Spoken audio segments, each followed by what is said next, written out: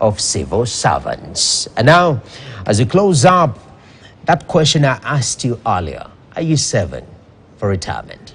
Have you planned for retirement, we ask? What should you worry about and plan for? This depends on what your responsibilities will be upon retirement and how much money you will need to meet the cost of those responsibilities.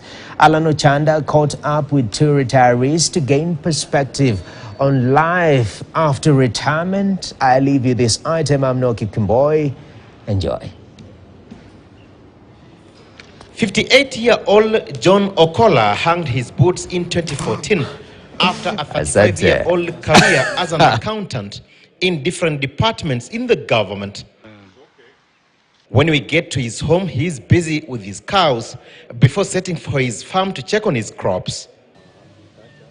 When we finally have a sit down, the lively grin on his face is testament he's enjoying his retirement. Me, I'm enjoying.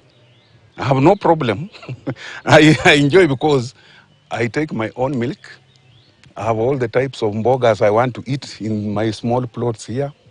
I eat my own maize. You know, that's what is important. Eh? Yeah, I don't actually go begging. I don't go becoming a bother to people. I don't have bank loans.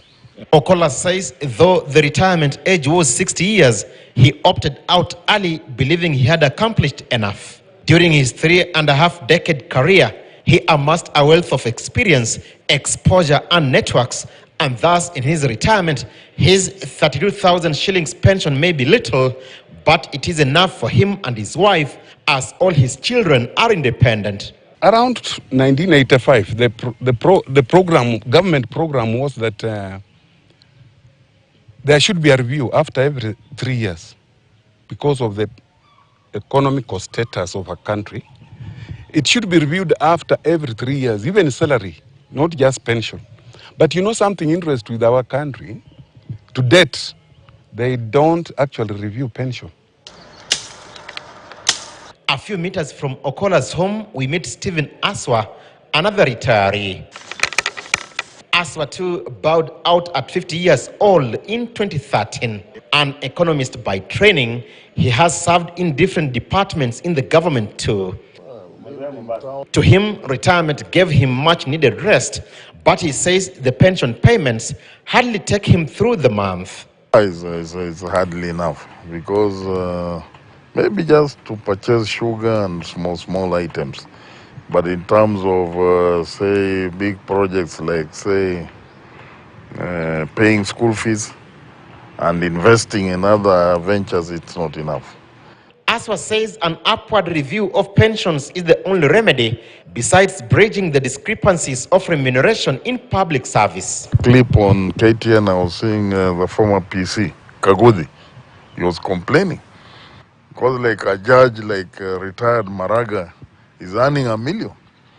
But he did only 4 years.